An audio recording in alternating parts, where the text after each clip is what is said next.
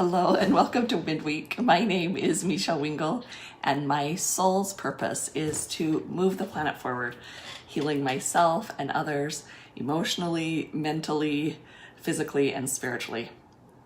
And today I want to begin with a story, and it's a personal story.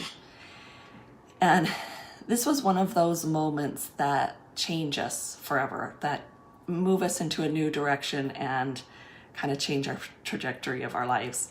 And keep watching because I want to share with you. The point is I want to share with you the secret to living with powerful intention. And spoiler alert, the secret to intention is tension. So a few years ago, I was feeling hopeless. My heart felt like it weighed 1,000 pounds. My body ached and my brain hurt all the time. I remember I was working in the yard one day and I had to sit down. I was so exhausted and tired.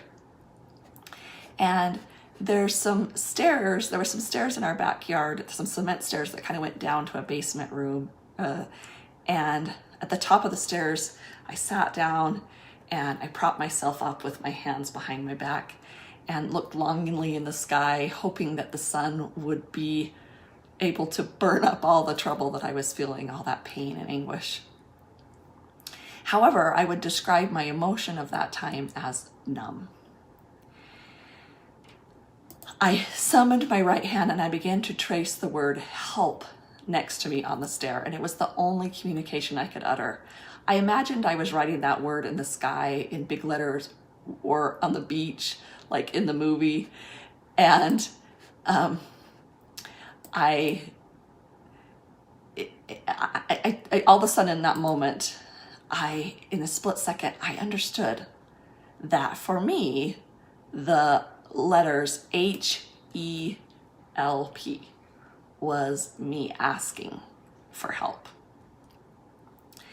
And for the person receiving the message, whoever that was, the same exact HELP was beckoning them to answer. So the question and the answer existed in the exact same place, in the exact same HELP. And it would be up to each individual to ask themselves which one that meant for them, whether it was a call for help or a call to help. To or for. And one cannot get to 4 without passing through 2. So the lesson number 1 I learned was I was where I was meant to be. And it was okay to be asking for help. And that I had offered help in the past and I was willing to help again if needed. But that 2 and 4, it was okay for me to be in that place. And I'm not saying you must have to give in order to receive. It's just that giving and receiving were not as opposite as I may have thought. They were existing at the same place. Which brings me to lesson 2, and maybe the spectrum of opposites was where I could find my help. And so I have been on a journey of understanding this HELP, this help hypothesis ever since. And from this moment on, I began to see things in spectrum. That's the best way I can describe it. And it's if things were in black and white before, and suddenly the 2 colors pulled apart, and the whole spectrum of light poured forth. And not only did the spectrum consist of color, or what really is waves of light at certain frequencies, but there was light that I couldn't see. And light I had to believe in and trust because I couldn't see it. And that was okay. And the metaphors kept coming, and yet I think only a few seconds passed by in reality. But it was a pivotal moment in my life. And the way it began to shift me was with little ordinary things and bigger and more important things. All sorts of things started to shift for me. I prided myself on knowing myself. I do still. I knew what I didn't like. I knew what I liked, and I wasn't afraid to voice my knowing. But all of a sudden, what I liked and didn't like was put in spectrum form. I realized there were very, very few things that would sit on either extreme end of black and white. And it was more than a series of gray, because the whole light spectrum sat between these two extremes. Thousands of thoughts, beliefs, expectations, emotions, experiences, etc. have a way of climbing on this spectrum of light, metaphorically. You may find that I say one thing as I'm speaking every week or with you in person, and then at another point I might say the opposite, and I actually mean both things. And it's because of this spectrum. This is why. Because even though the entire spectrum of light sits between the absorption of all light and the reflection of all light, they exist on the same spectrum. They are in the same place. They are at one. This new perspective brought new meaning to the word atonement and my personal atonement, at one-ment. It's shifted things for me. And you get to work those words out for yourself, what those mean. But how is it powerful? How was this moving into spectrum thinking powerful? How is this the secret for living with intention? Here is how. In life, we are presented with choices.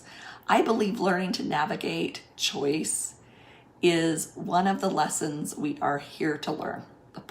One of the purposes for us being on this planet. With choice, there are positive consequences and negative consequences, a spectrum, a place of tension between both sides of an issue. And before, I may have only paid attention to the extreme ends of the spectrum. So right and wrong, good and bad. But now I see a whole lot more. And like I say, it's more than just the grays. The place I was in, hurt, ache, pain, was also the place I could find peace, pleasure, and love. And I knew it. It didn't make sense at the time, but I knew that was truth. And I hoped it was truth. The extremes were important. They were important, but they were never meant to be the destination like I may have thought. They were there to define the space where I could grow. They were the anchors to the experience. For example,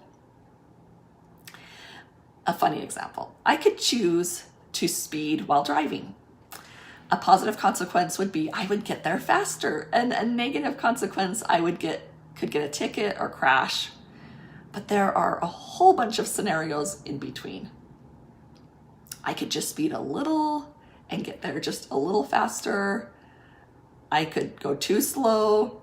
The choice to speed or not speed could be a lifelong debate that never gets settled because there's so many choices.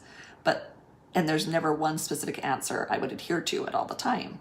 And that's the reality of driving. I move along the spectrum every time I drive. I have to use agency more than once. I have to choose again and again each time. And I learn each time, even when the consequences are bad, and that realizing that agency wasn't just one choice, but it was many choices. Another example, I used to say that if I was presented with a choice between a lovely caramel apple and a rotten apple, there would really be no choice. The choice doesn't exist there. I don't know if anybody that would choose, just if they had those two choices, to eat a rotten apple over an unblemished caramel apple. Just because there were two choices, we really didn't get the ability to choose. One is terrible and one is great. Our choices it limits our choices. and everybody would just choose the same, and we'd choose that again. But again, if we were only presented with that over and over again, that caramel apple would begin to not taste good. But when we string that along on a spectrum with different amounts of caramel and stages of ripeness, then the choice opens up. And that's agency. That's where we choose along that spectrum. When new rules or regulations or policies arise, I see it as a spectrum. Following them with exactness on one end and completely ignoring them on the other end. That creates the spectrum. And the place I choose is the tension point. That those ends, we need those ends or else we don't have that tension point. So each of the ends are vital. And it is only within this beautiful spectrum that agency exists, that we really use our agency, where my unique path lights up and where I am at one.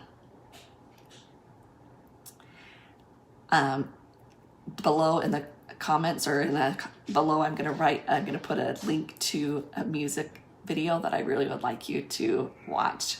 And it's about light. And I honor you and hope that you will live in the light and know that light is a spectrum, and that some light we cannot see, some light we have to trust, some light we have to create ourselves. So I will see you next time. Have a good week and Happy New Year 2021.